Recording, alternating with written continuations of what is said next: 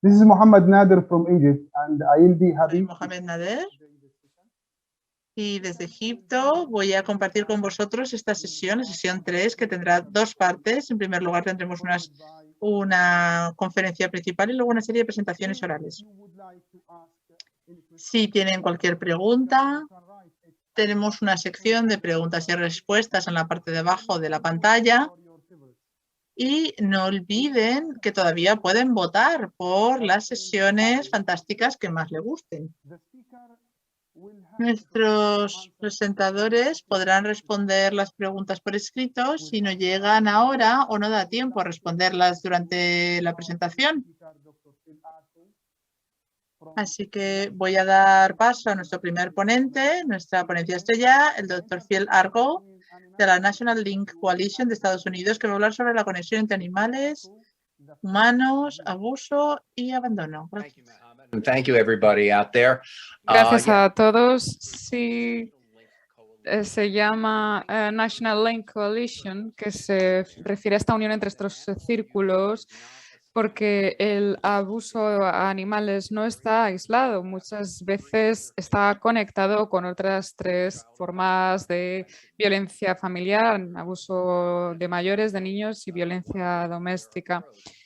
El enfoque de One Welfare pues, es importante, sobre todo para los veterinarios, porque verán varias formas de violencia familiar y tienen que trabajar de una forma interdisciplinar de manera conjunta para colaborar, porque ninguna agencia o una persona sola puede solucionar todos los problemas. Este centro en Estados Unidos establece esta unión, pero trabajamos también internacionalmente y hemos hecho formaciones en todas partes del mundo. Tenemos miembros en unos 50 países. Esta es la dirección de email, la página web, y toda esta información está disponible de manera gratuita en nuestra página web, nationallinkcoalition.org. Yo empecé hace muchísimo, en los años 80 prácticamente, interesándome en un tema que tiene que ver con welfare. Yo estaba haciendo una formación con profesores y traje a un veterinario para hablar sobre las mascotas a los profesores. En ese momento era el delegado de la American Association's Welfare Committee, de este comité, y me interesó algo. Les pregunté a los veterinarios si habían tenido maltrato animal, y sí, yo estaba en Colorado en aquel momento, que era el único estado en Estados Unidos en aquel momento que requería que los veterinarios también informaran sobre el abuso infantil, y les dije, pero ¿habéis informado también del abuso animal al refugio animal? ¿Por qué? Si son un cliente, me contestaron, lo cual me pareció irónico y una contradicción total. Me pregunté a mí mismo si quizá los veterinarios tendrían que ser responsables también del abuso animal, tal y como los médicos son responsables de reportar o informar sobre el abuso infantil. En 2008, varias organizaciones creamos esta Link Coalition, esta coalición, y ahora tenemos 4.600 miembros en 50 países. Si queréis ser parte de la lista, pues me podéis mandar un email y contarme con la agencia en la que estáis trabajando. Somos una colaboración, una organización internacional que se fija en diferentes programas, en políticas públicas, en trabajo de profesionales, en concienciación, también a través de la investigación para saber cómo estos tipos de violencia familiar están interconectados. Nuestro contexto académico es muy importante. Tenemos más de 1.500 citas bibliográficas. Hacemos formación en todo el mundo y nuestro objetivo es hacer que las comunidades y las familias tengan más salud y estén cada vez más seguras. Esta organización junta los puntos porque hay muchas formas de violencia familiar, como he dicho, animal, infantil, doméstica y contra los mayores. Pero hasta ahora creemos que no han sido lo suficientemente conectadas. Y sobre todo la crueldad animal ha sido marginalizada y aislada porque los gobiernos y las agencias públicas piensan que los animales son menos importantes que las personas. Siempre han estado fuera. Y de hecho, las otras tres sí que han estado tampoco han estado conectadas hasta los años 90, donde nos dimos cuenta que la violencia doméstica afecta a los niños y que también los mayores sufren violencia doméstica. Empezaron a conectarlas, pero la parte animal de la crueldad animal se quedó de lado. Pero nos dimos cuenta nosotros de que estamos tratando un poco siempre las mismas víctimas, el mismo tipo de abusadores, por así decirlo. El problema de estas áreas es que han trabajado independientemente y ahora no tenemos recursos, pero queremos aumentar la colaboración para solucionar los problemas de violencia familiar. Y este es el modelo que utilizamos ahora, que une los puntos y que muestra que cuando hay abuso animal, las personas están en riesgo y cuando las personas sufren abuso, los animales están en riesgo. Y es así de sencillo. Estamos formando a las personas de estos campos o que trabajan en estos campos para reconocer que hay formas múltiples de violencia familiar y que es un tema de One Welfare, es lo que llamamos en Estados Unidos One Health, salud, una salud o un bienestar, este entorno. Es un modelo británico, sé que es similar en la mayoría de los países, pero si nos fijamos en este paraguas de One Welfare, incluye animales, humanos y la importancia de reducir el abuso infantil, animal, la acumulación de animales, reducir los delitos y aumentar la colaboración entre las diferentes organizaciones. Por eso creemos que este tema sí que tiene que ver con One Welfare, con un bienestar. Estas son algunas de las premisas. La primera es que los casos de crueldad animal se han marginalizado, como he dicho, por parte de los tribunales, de las agencias gubernamentales, de los servicios sociales, que siempre dicen, va, pero si esto es solamente animales, son solamente animales. Ninguna organización de servicios humanos o animal tiene los recursos suficientes. Tenemos muchas veces que duplicar los esfuerzos y creo que la colaboración sería más efectiva en este sentido. Hay un debate sobre si los animales tienen derechos legales o no y hasta ahora no. Hasta ahora podemos hablar de bienestar animal, que es algo que tenemos que hacer con los animales, pero los derechos son otra cosa. Hay personas que sí que piensan que los animales tienen derechos propios y nunca hemos resuelto esto. Y en Link lo que decimos es, bueno, pues no nos centremos solo en eso, sino en el hecho de que el abuso animal también hace daño a las personas, que es el mensaje que los tribunales y los legisladores deben entender.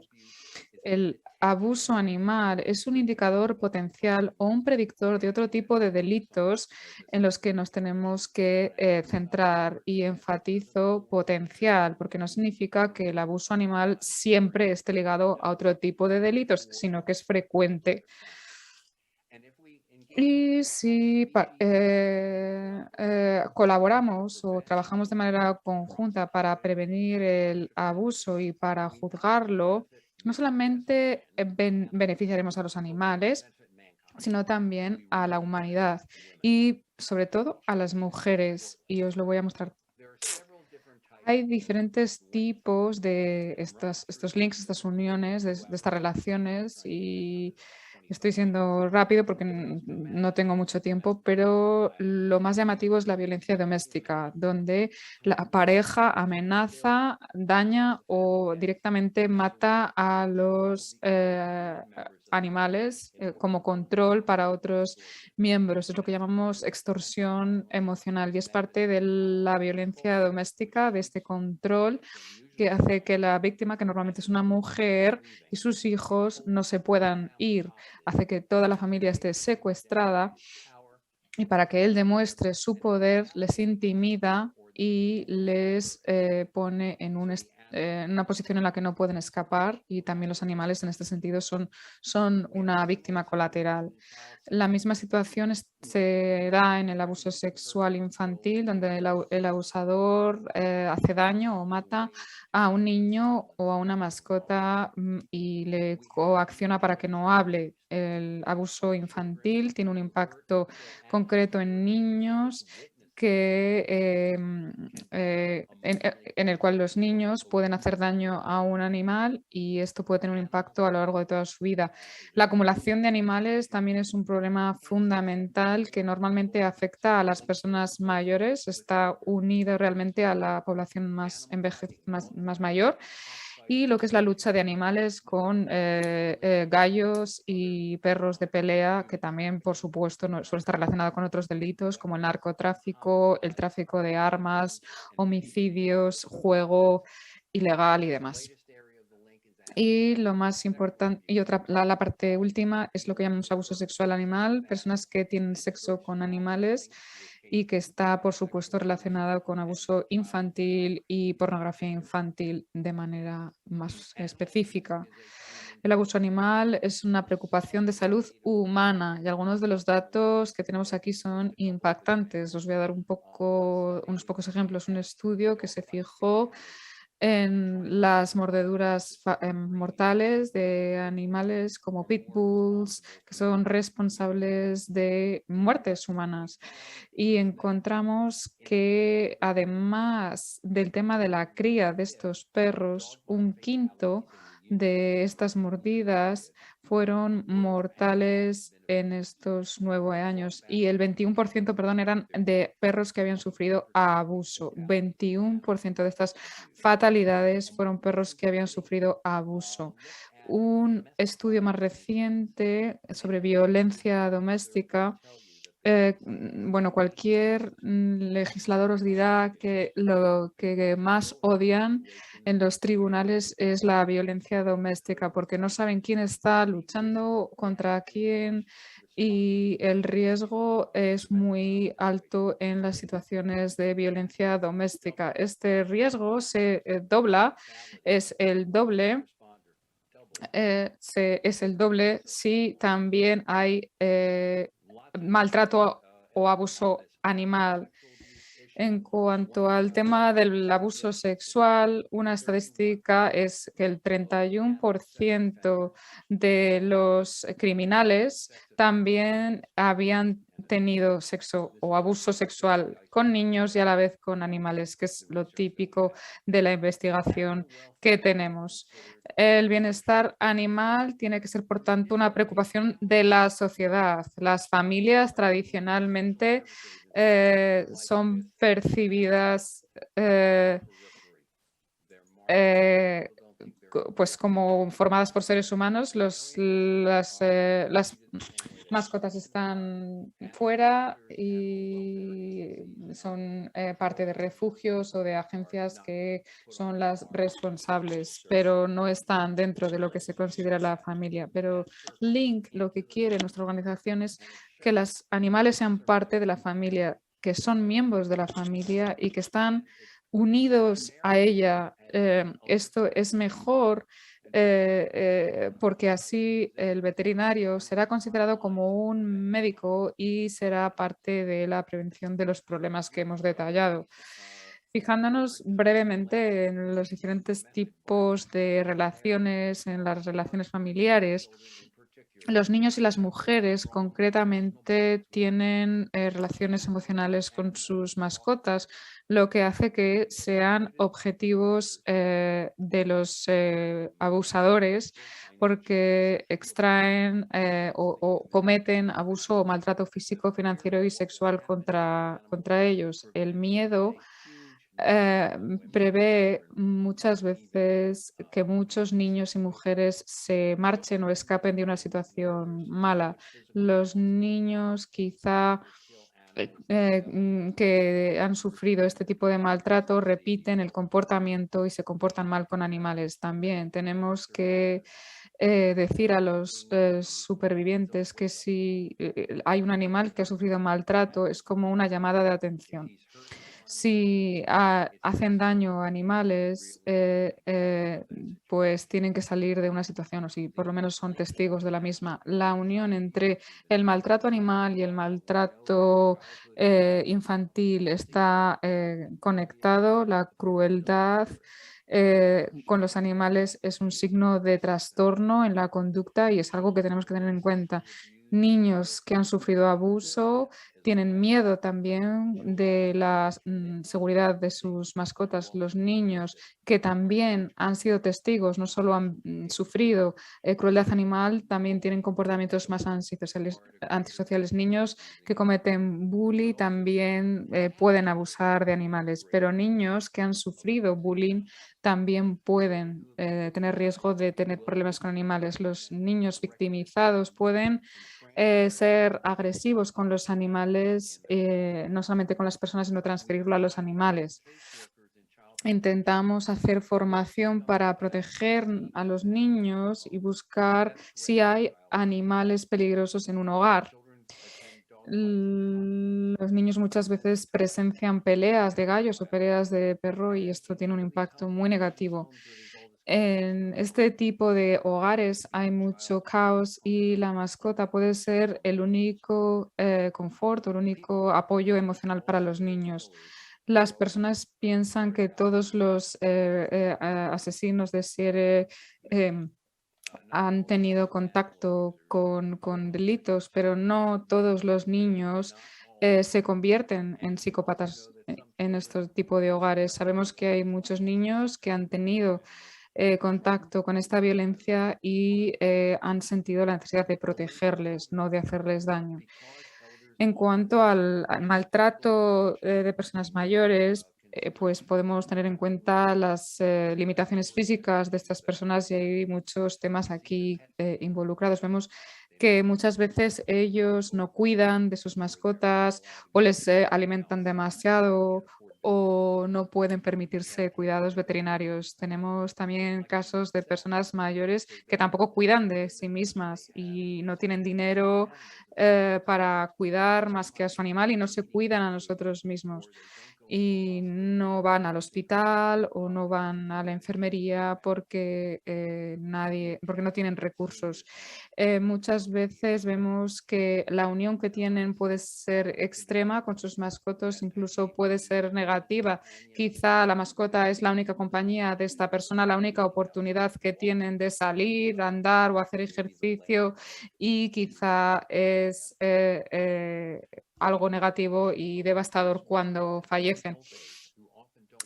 Los servicios sanitarios también tienen que cumplir su papel, pero muchas veces los recursos son limitados. Tenemos también casos de explotación financiera de niños que ganan dinero a través de sus mascotas.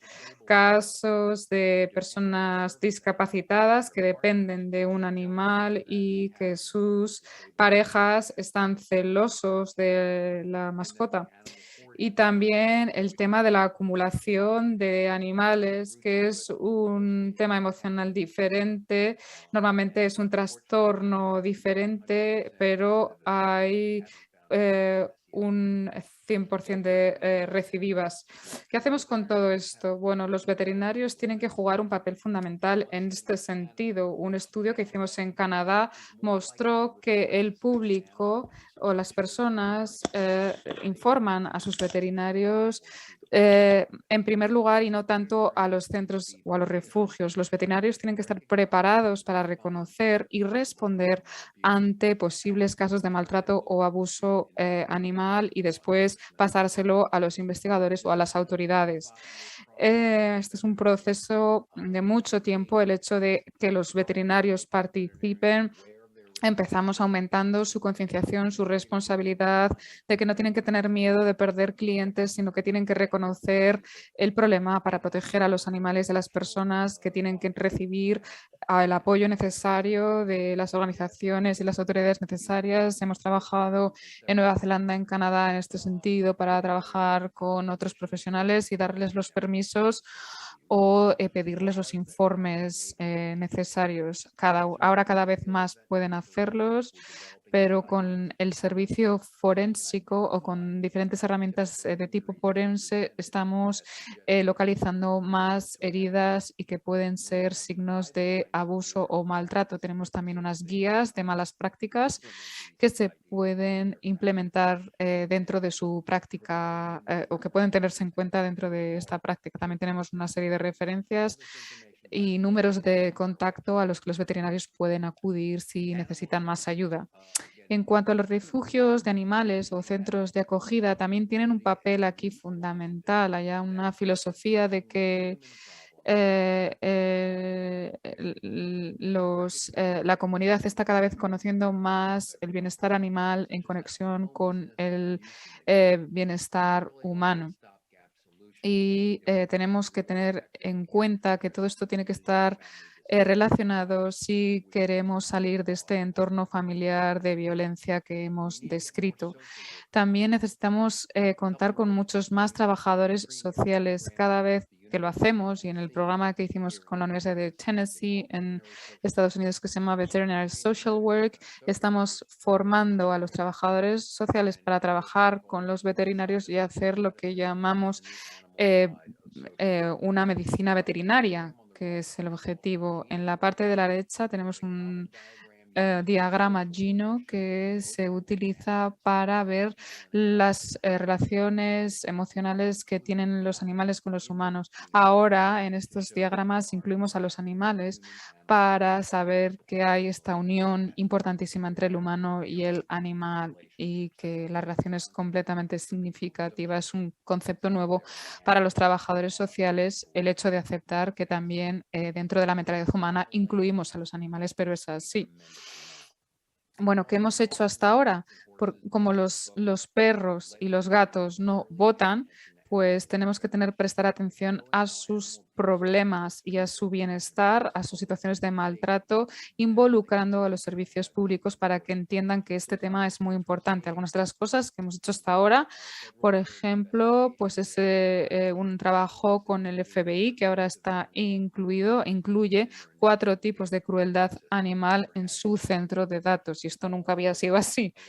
50 estados en Estados Unidos tienen algunas leyes que castigan delitos a nivel criminal y a nivel también de delitos menores, pero hay varios estados que ya lo están haciendo.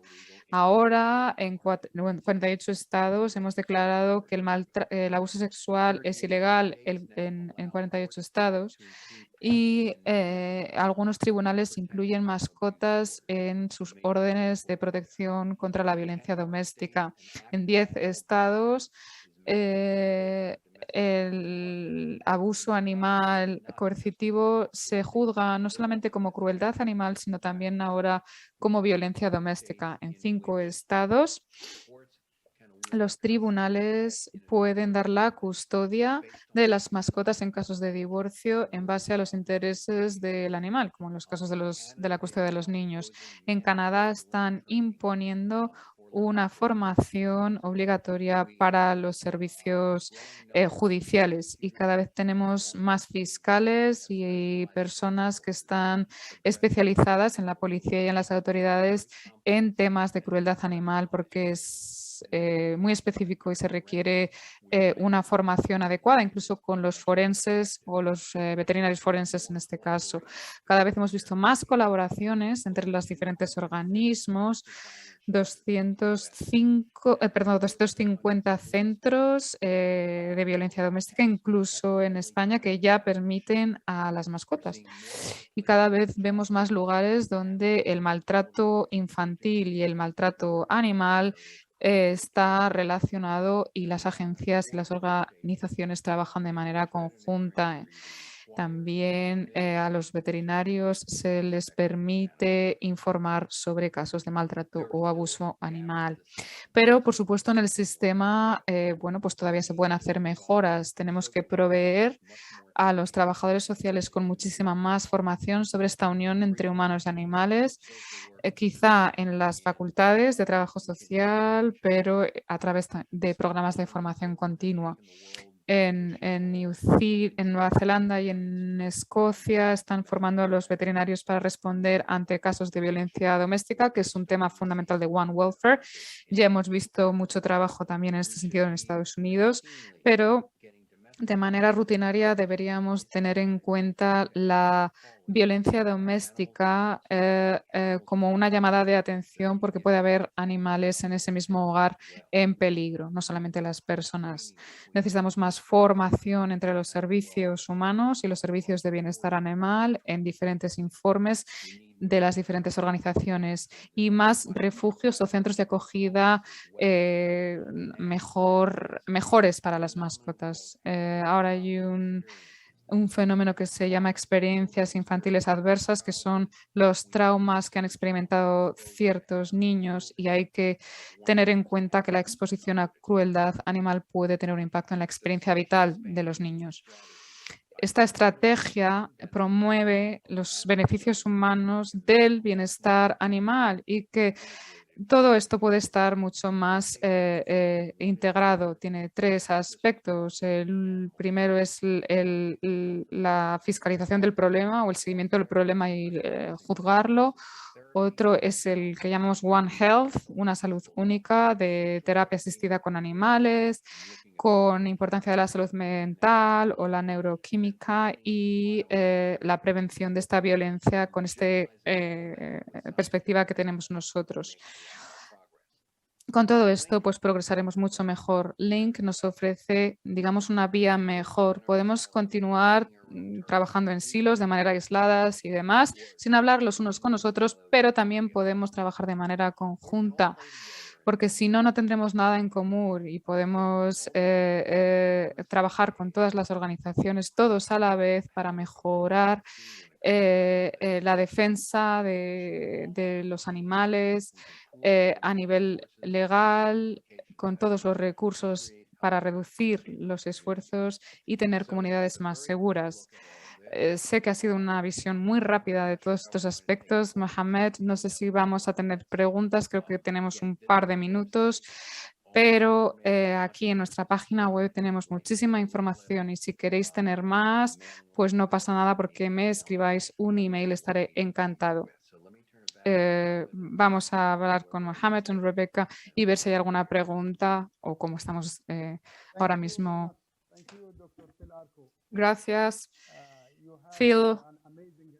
Esta presentación ha sido fantástica. Yo muchas veces pienso que es muy importante entender este trabajo que estáis haciendo, esta unión. Gracias, Arco, por la presentación.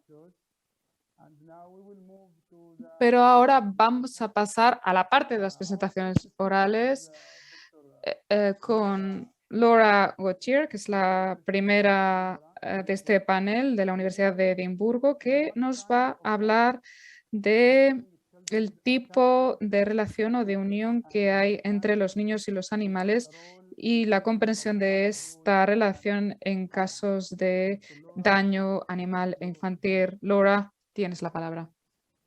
Hello, my name is Laura and I'm going to be talking a little bit about Hola, soy Laura y voy a hablar un poco sobre la investigación que hemos llevado a cabo entre el vínculo y el apego de niños a mascotas dentro de un contexto más amplio sobre investigaciones de daño a animales en la infancia. Trabajo en la Universidad de Edimburgo y trabajo con el doctor Steve Barnfield, que ha desarrollado la medida de apego que utilizamos, es la evaluación lúdica del apego infantil, junto con la SPCA escocesa, que dirige el programa de guardianes de animales, que es un programa para niños con alto riesgo de daño a animales. A medida que avance en la charla, creo que hay 2 cuestiones interrelacionadas que se abordan en esta investigación. La primera es, ¿cómo puede la teoría del apego ayudarnos a entender la naturaleza de las relaciones de los niños con las mascotas? Y la segunda es qué papel desempeña el apego cuando hay un daño a los animales en la infancia. A modo de breve introducción, el apego es un sistema de comportamiento evolucionado propuesto en los años 60 que impulsa a los bebés y a los niños a buscar proximidad y la seguridad de cuidadores primarios. Estos cuidadores primarios son una base segura para el niño y para el modelo que éste tiene de sí mismo y del mundo. Por eso el apego comienza siempre con apego al cuidador primario, surge cuando el niño tiene entre 3 y 6 meses, y es donde se centra gran parte de la investigación sobre apego, en el apego a estos cuidadores primarios. Sabemos un poquito menos sobre la formación de apego secundario, que surge más tarde, pero además es mucho más complejo porque hay muchos tipos diferentes de estilo de relaciones y de apego en esto. Se ha clasificado el apego de formas diferentes. Tenemos 3 principales estilos. El seguro, en el que el niño percibe a su progenitor como disponible y fiable, en sintonía con él. Inseguro y evitativo.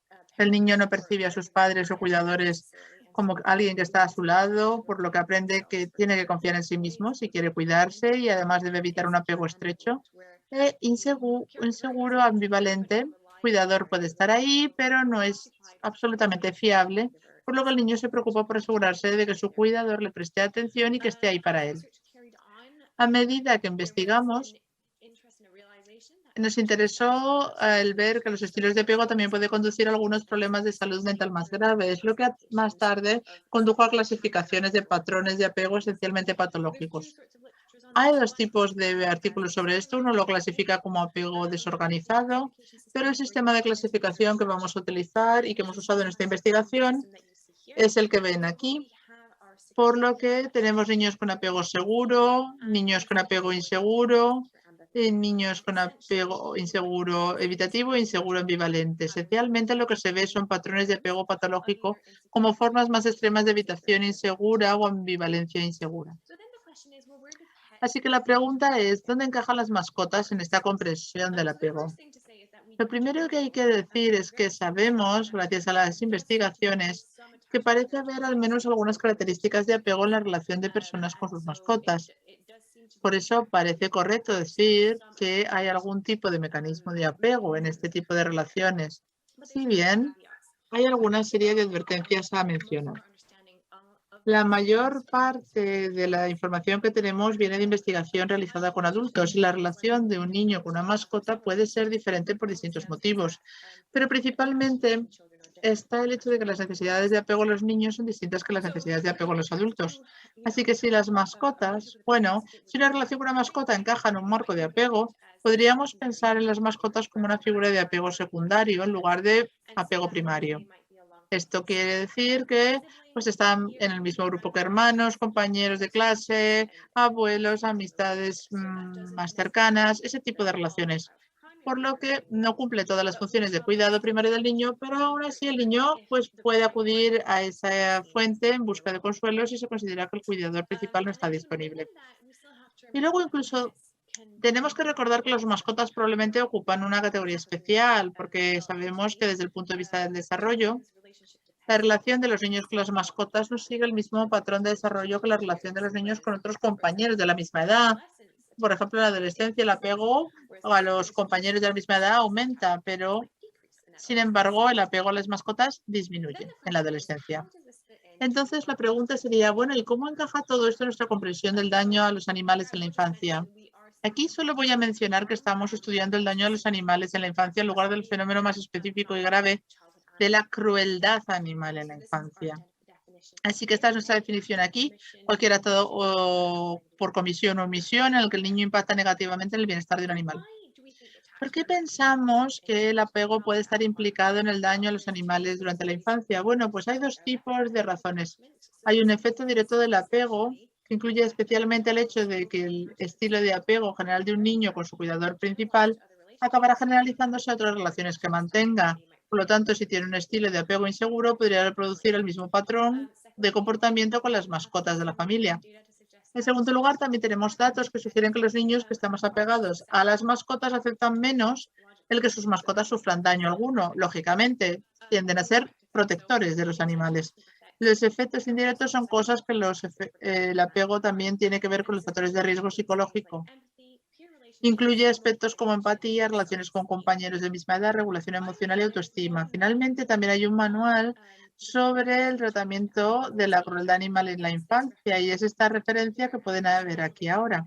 En este manual incluyen un modelo que es como el que les mostré al principio, que incluye los tipos de factores de riesgo principales y en la parte de abajo incluyen el apego.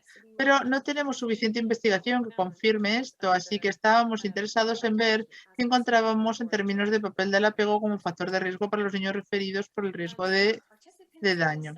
Así pues, nuestros participantes en este estudio fueron remitidos al programa de guardianes de animales que lleva la SPCA escocesa junto con niños de control de la misma edad y la misma clase escolar, e intentamos hacer coincidir en lo posible que tuvieran la misma edad y el sexo, aunque bien, no siempre fue posible. Teníamos 27 niños en la muestra, 9 fueron enviados a la consulta y 18 eran controles coincidentes en edad de la escuela primaria. En cuanto a los métodos, formaba parte de un estudio más amplio en el que se analizaban otros factores de riesgo de los que no voy a hablar hoy.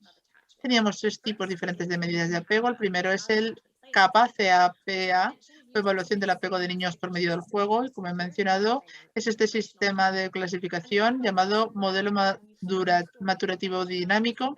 El CAPA funciona cuando se utiliza una historia que el niño tiene que terminar utilizando los Playmobiles que ven aquí. El niño tiene que resolver el conflicto en la historia, lo grabamos en vídeo, lo codificamos para la clasificación del apego. Teníamos, por lo tanto, un conjunto básico de historias humanas, historias normales, y además añadimos 3 historias de mascotas para ver cómo el niño gestionaría un conflicto con una mascota en una de estas historias.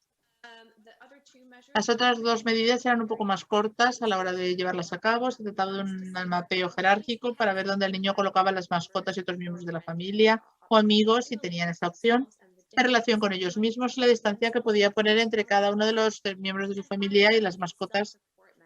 Y por último, había también una medida de autoinforme, era la escala breve de apego a las mascotas, el SAPS, el SAPS, que tiene 9 ítems y ha sido validada con niños de investigaciones anteriores. En cuanto a los resultados de la clasificación CAPA, vimos que los niños referidos al programa de tutores de animales eran propensos a tener un apego inseguro, clasificado como inseguro patológico. Confirma esto también que los niños con apego inseguro tenían unas conductas de daño a los animales de las que nos informaron ellos mismos a la hora de rellenar un pequeño conjunto de preguntas en un formulario. Confirma que no son solo los padres o los maestros los que se preocupan por estas actitudes, sino que el propio niño es consciente de que las tiene. Lo que también vemos aquí en los gráficos es que el apego se predijo a través de una variedad de factores de riesgo y protección. Lo que ven aquí son los factores de protección. Esencialmente es cualquier cosa con una puntuación más alta, que nos indica que hay una protección contra el daño animal. Así que, por ejemplo, mayor empatía, mejor funcionamiento ejecutivo, mejor reconocimiento de las emociones. Estos son elementos que se compilan en el gráfico. Y luego en el gráfico también lo que vemos son todas las puntuaciones son más altas, pues cuanto más alta es la puntuación, ahí podemos encontrarnos un indicativo de un factor de riesgo. Esto incluiría cosas como, por ejemplo, un ejemplo del cuestionario de fuerza y dificultades que los maestros tuvieron que rellenar y que también incluía los rasgos emocionales del niño y quizá el hecho de la aceptación de la crueldad, ese tipo de cosas. Lo que es interesante, especialmente a la hora de ver los factores de riesgo, es que vemos un salto realmente grande en la cantidad de factores de riesgo cuando hablamos de la clasificación de apego inseguro patológico en comparación con un apego inseguro normal. A continuación tenemos la tarea de mapeo jerárquico, en la que tienen aquí algunas imágenes de ejemplos seleccionadas un poco para mostrar contrastes. Vemos que los niños inseguros ambivalentes dibujaron a sus padres más lejos que los niños seguros o con evitación. También había una tendencia en la que los niños inseguros atraían a las mascotas más cerca de ellos que los niños seguros. Es interesante y podría sugerir, de hecho, que las mascotas se convierten en una figura de apego secundaria en el sentido de que cuando los padres no están disponibles o no se sienten disponibles, son las mascotas las que se ven como fuentes de consuelo. De nuevo, estos son solo ejemplos, las imágenes de la parte superior. Tenemos 2 imágenes de niños con apego seguro. En la parte inferior tenemos imágenes de niños con apego inseguro. Desgraciadamente tengo que dibujar ambos porque el niño no quería dibujar, pero me indicó dónde quería que se colocara todo el mundo. Y de nuevo, esto es solo para ilustrar que este tipo de mascotas se incluyen a veces incluso cuando los padres no aparecen. Por último, la escala corta de apego a las mascotas, las SAPS, curiosamente, las puntuaciones no son distintas en cuanto a los niños del grupo de control, los niños a los que habían sido enviados al servicio, ni los niños seguros ni los inseguros.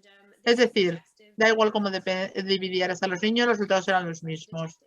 Tenemos una tamaño de muestra demasiado pequeño para poder detectar diferencias, pero también puede ser que el apego a las mascotas no siga necesariamente el mismo patrón que el patrón de apego primario. Y en segundo lugar, esto también tiene que ver con la cúspide de la significación, en el sentido de que la puntuación más alta del SAP también se correlacionaba positivamente con la cercanía con la que el niño dibujaba la mascota en el papel.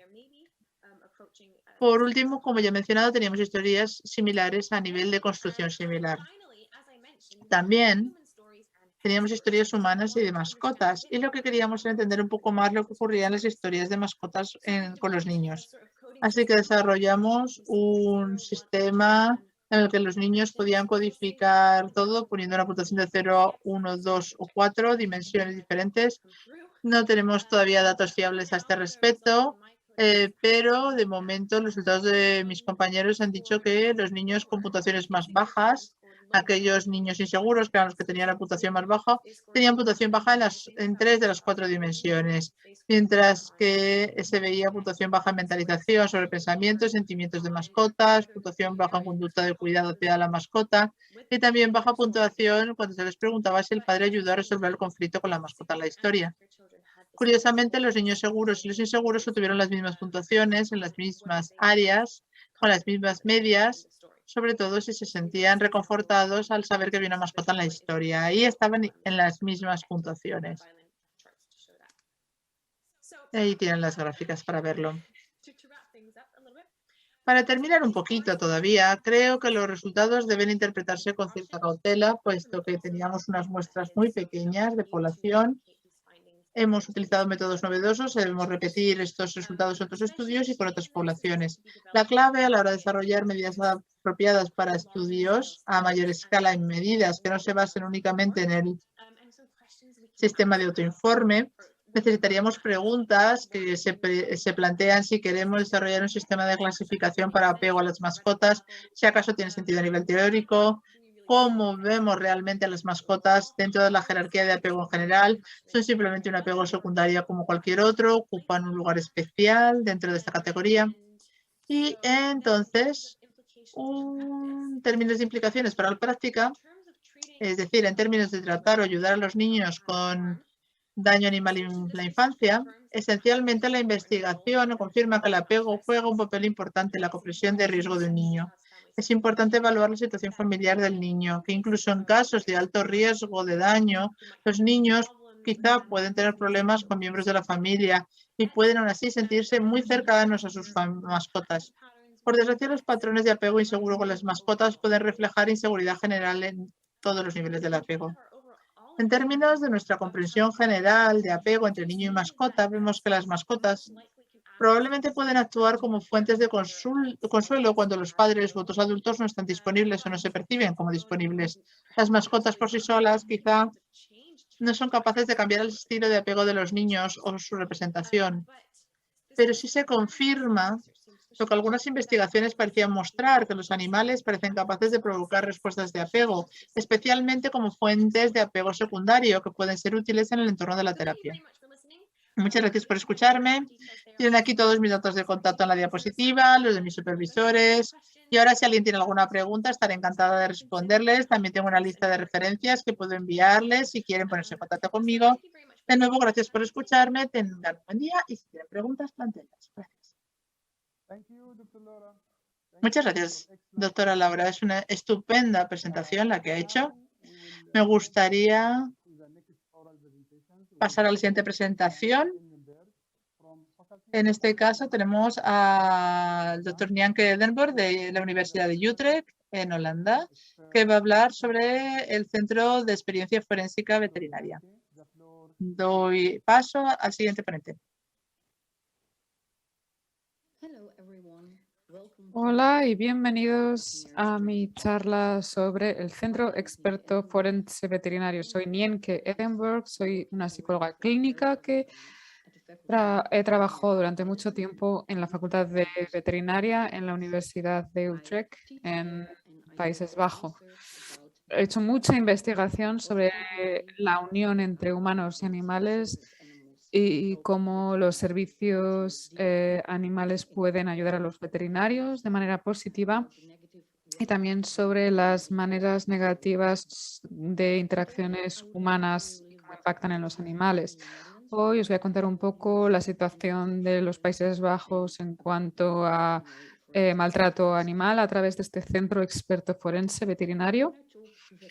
Cuando hablo con los veterinarios, realmente pienso que hay muchos malos entendidos en cuanto al maltrato animal. Muchas veces me dicen que los animales que son maltratados no vienen al veterinario y cuando les explico que sí y que los que son maltratados vienen tan frecuentemente como los que no, muchas veces me dicen que están muy sorprendidos a ese respecto. Ellos dicen que no quieren acusar falsamente a los propietarios de las mascotas, pero muchas veces la persona que trae al veterinario no es el que está cometiendo el abuso. Igual esa persona también es una víctima de violencia doméstica y el veterinario no solamente tiene una víctima, sino dos víctimas o una persona y un animal en la sala de consulta que sufren maltrato. También muchas veces nos dicen que no quieren hacer daño a los propietarios con estas afirmaciones, pero creo que es importante tener en cuenta que el maltrato animal puede ser justamente lo contrario, un signo de violencia doméstica. Los veterinarios en este sentido tienen una tarea fundamental en la sociedad. Es importante también que sepamos que es difícil reconocer este maltrato o abuso porque tienen piel, las mascotas tienen piel, no hablan, no pueden decir, oye, sufro maltrato. Es difícil también muchas veces interpretar su comportamiento. He visto animales que han tenido muchísimos tipos de maltrato y abuso, pero que eran muy buenos con sus dueños, sin embargo. Pero también he visto animales que tenían muchísimo miedo de las personas por el maltrato que habían sufrido. Es decir, que el comportamiento a veces es un poco complicado. Los animales muchas veces que no tienen trauma externo, no tienen signos, después se les hace un análisis o rayos, una radiografía y demás y vemos muchísimos problemas como huesos rotos y heridas. No se ve desde fuera, no se ve desde su aspecto exterior. También la mentalidad del veterinario juega un papel fundamental. Los veterinarios han sido formados para cuidar a los animales, para darles una salud adecuada, pero este maltrato o abuso es algo totalmente diferente. Muchas veces no caen ni siquiera en ello, no piensan en ello. Otro problema es que muchos propietarios que maltratan a sus animales no van a un veterinario solo, sino a muchos veterinarios. Por ejemplo, hemos visto animales que visitan 5 veterinarios diferentes y estos veterinarios se piensan que son los únicos que participan en el cuidado de este animal. Si hay personas que acuden a más de un veterinario, debería de ser una alarma. No significa necesariamente que hay maltrato, pero hay que fijarse en esta situación. Para ayudar a que los veterinarios reconozcan el maltrato, si no están seguros de haber una situación así, pues hemos creado este centro forense veterinario que tiene este nombre en neerlandés. Es un centro forense veterinario, esta es la página web. Pero ¿cuál es el objetivo de este centro experto forense veterinario? Es una página web donde los veterinarios que tienen una cuenta que es totalmente gratuita pueden subir imágenes, radiografías y otra información relevante que tenga que ver con la condición física, la edad, datos diferentes que el veterinario considere sobre un animal. La pueden subir a través de una conexión segura, pero además tenemos un panel de expertos. Este panel de expertos se trata de veterinarios especializados de la Facultad de Veterinaria y también está formado por expertos forenses que están formados en el NFI, el Centro Forense de Países Bajos, que pueden ver las historias, los informes y responder a los veterinarios en un plazo de 48 horas. Pueden decir si existe o no existe maltrato.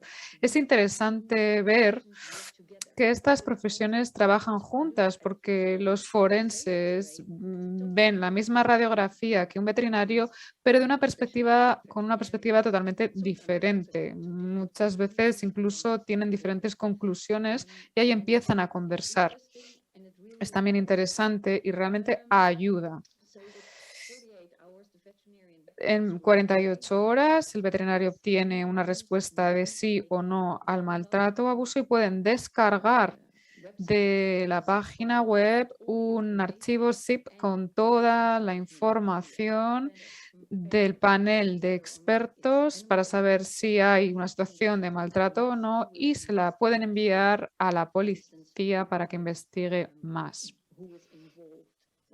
Con información, por ejemplo, quién ha participado, cuáles son los miembros de la familia, hay maltrato animal o hay violencia doméstica y demás.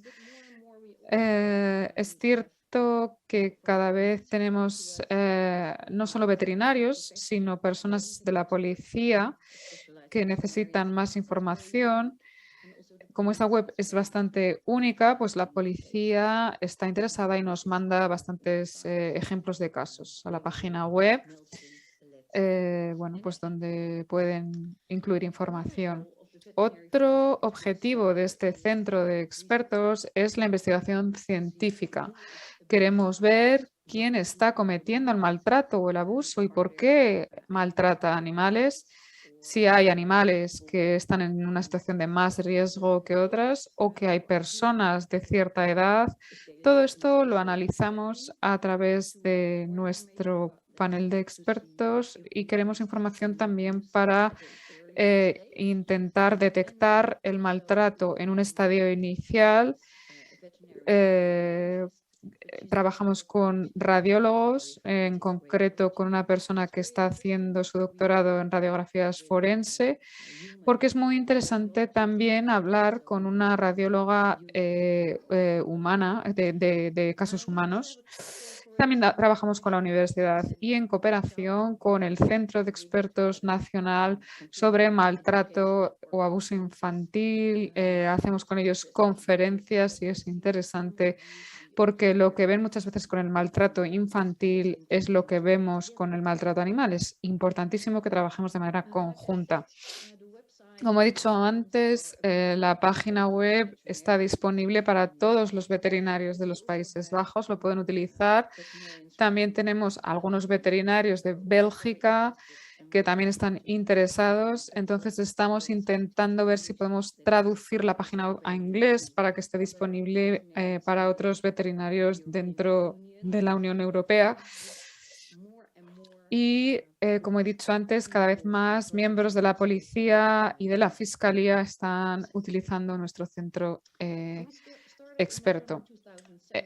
Es cierto que comenzamos en 2017 y que teníamos muchísimas expectativas, éramos optimistas, pero hasta ahora solamente hemos recibido 50 casos y ha sido una excepción enorme para nosotros porque pensábamos que iba a haber más veterinarios que mandaban sus casos. Los casos hasta ahora normalmente han tenido que ver con perros, gatos y caballos y realmente un 50% de los casos eran maltrato. El resto tenía que ver con enfermedades normalmente raras o nuestros forenses concluyeron algo diferente de lo que había concluido el veterinario. Es interesante, por tanto, ver nuestra base de datos y aprender de ella. Como hemos dicho antes, estamos un poco decepcionados y esperamos recibir más casos en el futuro. ¿Por qué los veterinarios no utilizan nuestro recurso? Hicimos una investigación al respecto en 2019 donde, bueno, entrevistamos a unos 200 veterinarios con 210 respuestas.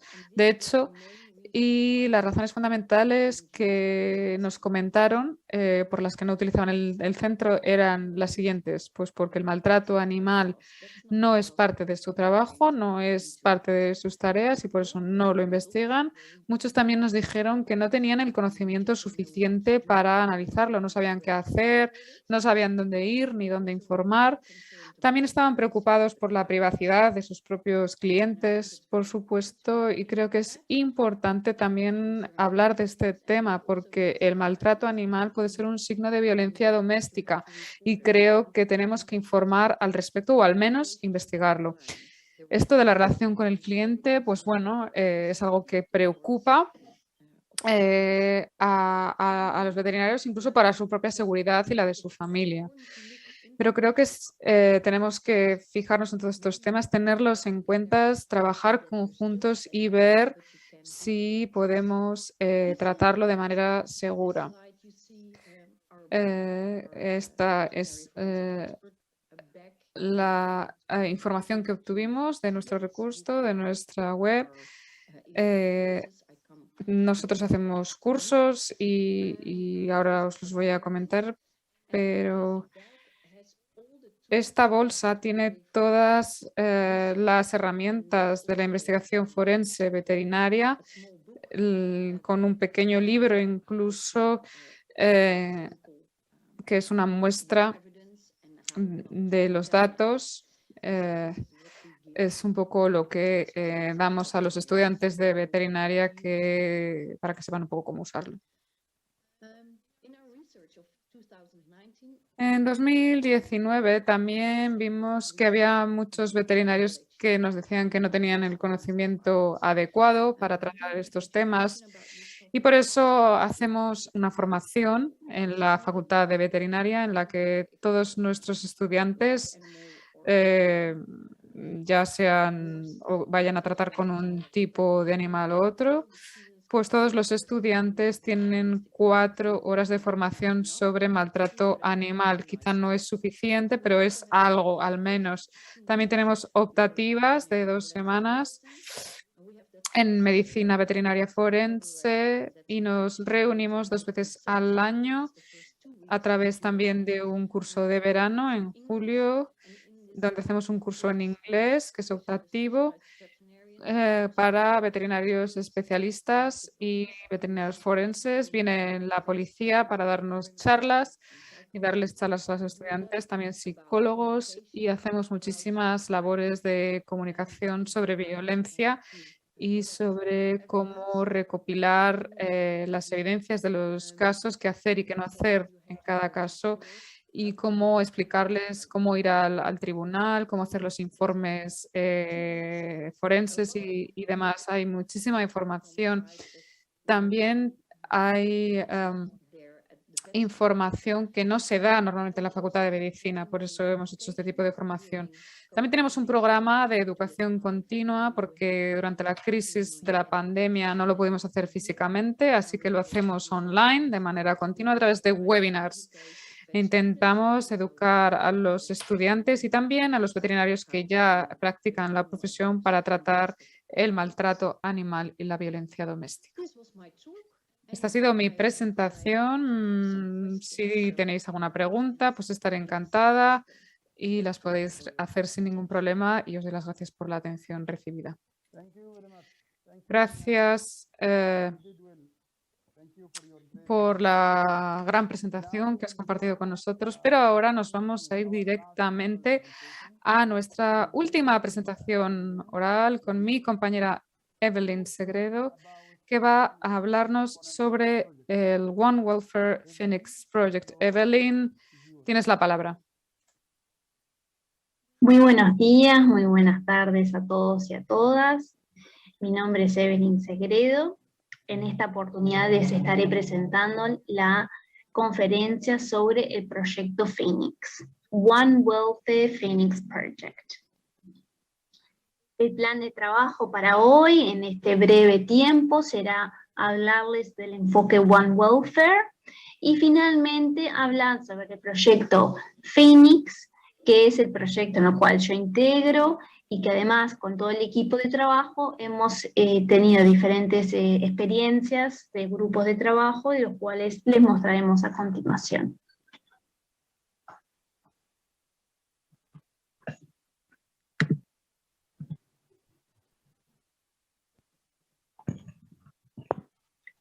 Por tanto, primero vamos a comprender ¿Qué dice o a qué refiere el enfoque One Welfare? Que como ustedes ya sabrán por esta conferencia, que habrán tenido varias presentaciones, el enfoque One Welfare describe las conexiones o interrelaciones que existen entre el bienestar animal, el bienestar humano y el contexto socioambiental.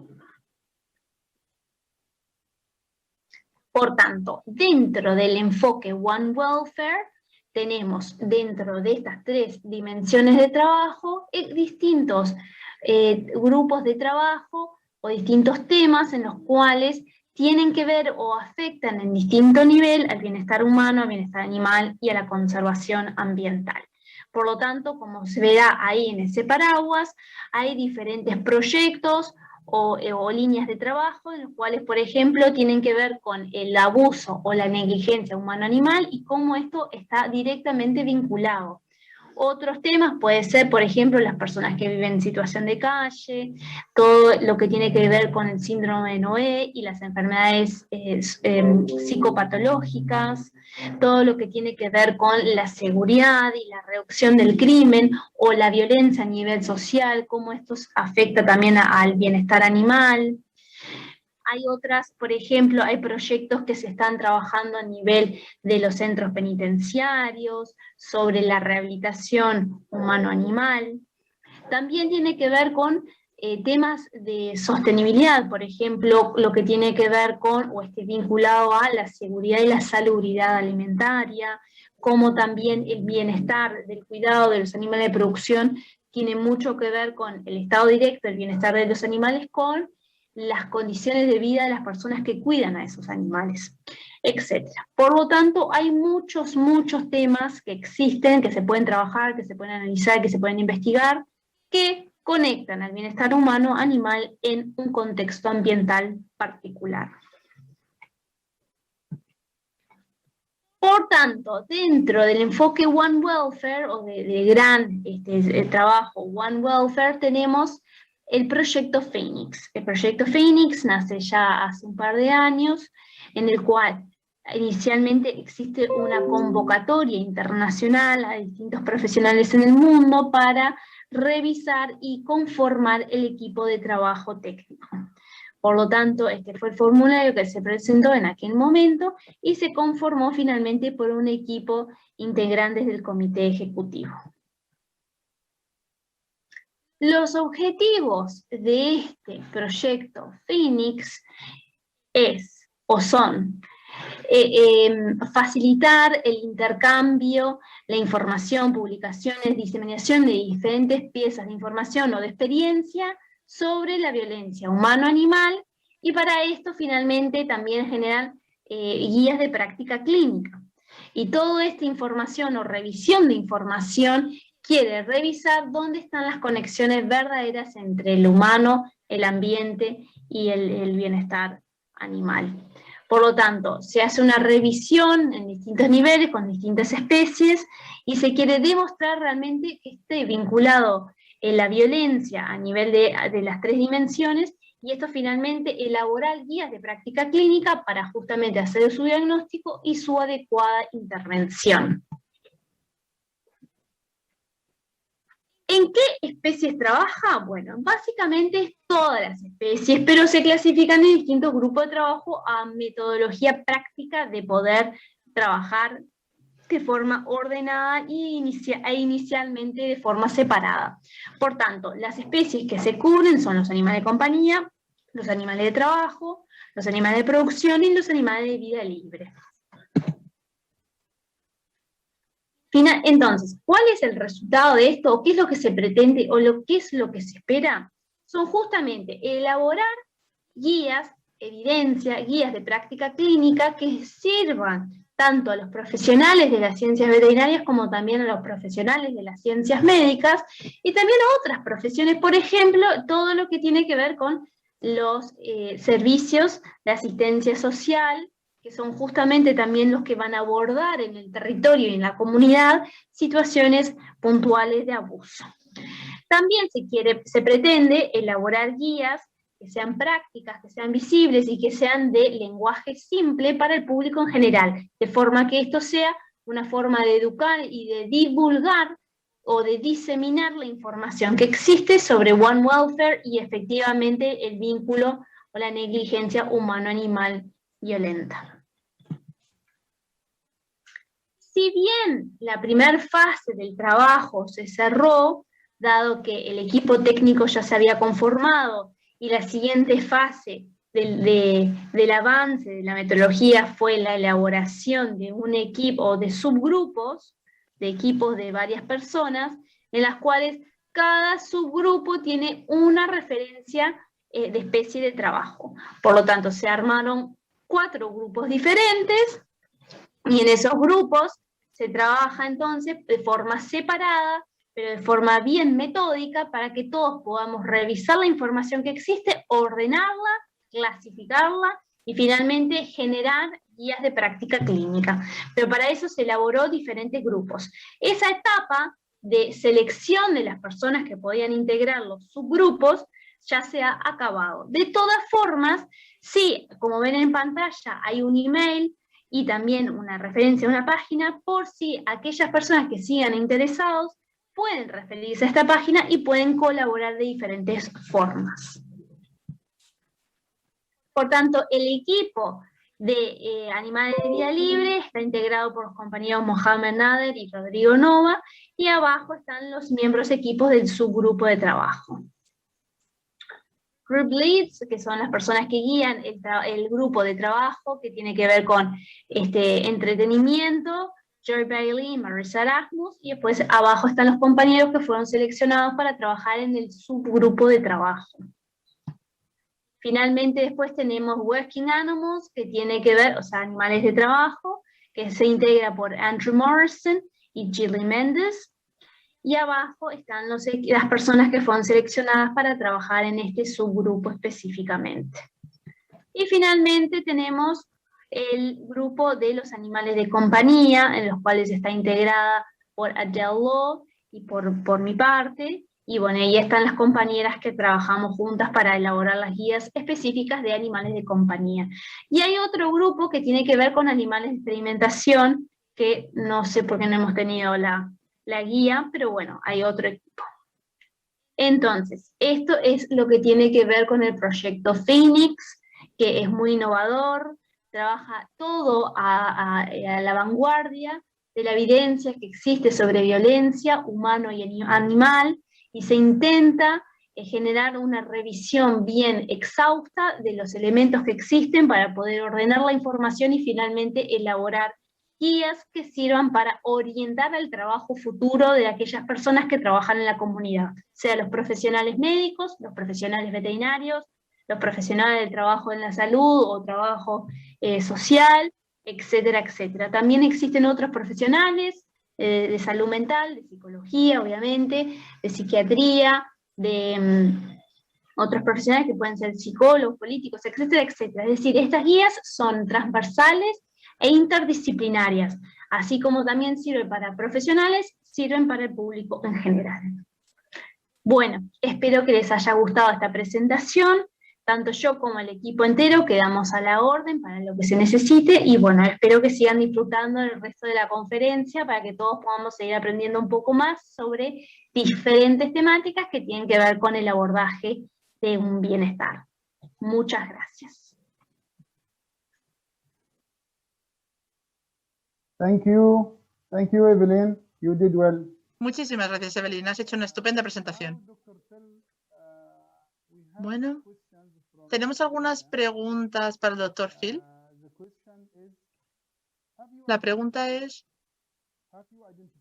¿ha identificado diferencias entre los distintos países a la hora de ver el modo en el que se entiende este tipo de legislatura, de leyes que controlan las situaciones de violencia contra animales? Bueno, LINC es un fenómeno que se da en todos los países y en todas las culturas. Hemos visto una serie de países en el mundo en el que hay mucho más interés.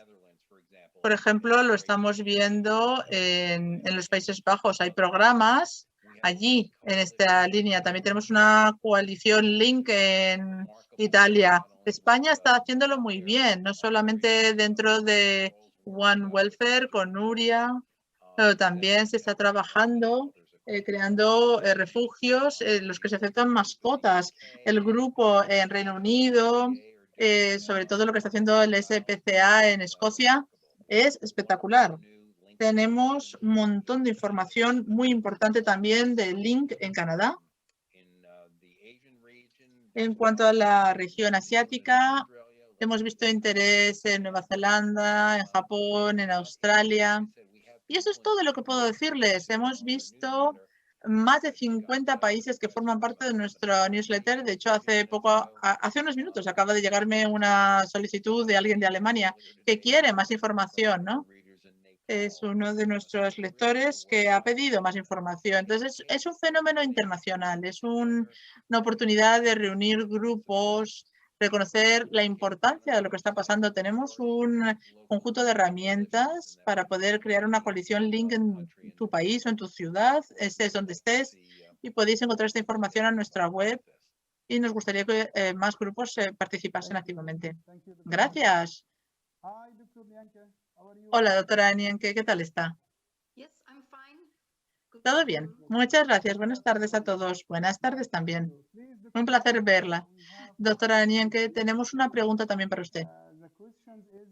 La pregunta es, To the Veterinary Forensics Center. bueno, no sé si he entendido bien la pregunta porque se ha cortado un poco, pero tenemos un centro únicamente para todos los Países Bajos. No sé si la pregunta iba sobre centros, pero si es así, tenemos uno. Tan solamente tenemos uno. Está bien centralizarlo y no tener varios centros, porque si está todo centralizado, tienes la información en un único sitio y eso está bien. Pero yo creo que todo el mundo reconoce que hay muchísimo trabajo. O sea, que somos un centro, pero trabajamos mucho. También hacen formación, ¿verdad? En las facultades. Sí, bueno, tenemos una facultad de veterinaria, una única en los Países Bajos. Somos un país chiquitito, así que es fácil desde ese punto de vista. Y ahí es donde damos clase para los estudiantes de veterinaria, sí. Muchas gracias, Nienke. Bueno, pues, doctor Phil, Nienke, gracias. Gracias a nuestros ponentes, a los participantes por una jornada tan interesante. Y ahora vamos a pasar a nuestra última parte de la sesión, que es nuestra mesa redonda. Gracias a todos por estar aquí. Vamos a empezar con la siguiente parte.